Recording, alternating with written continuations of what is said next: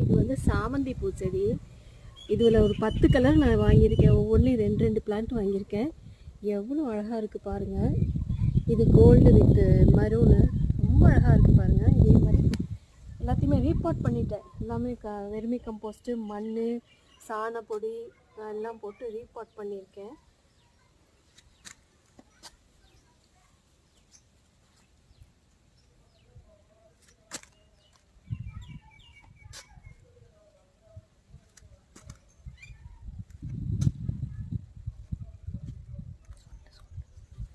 பாருங்கள், இது pink colour எவ்வளோ அழகாக இருக்குதுன்னு பாருங்கள்.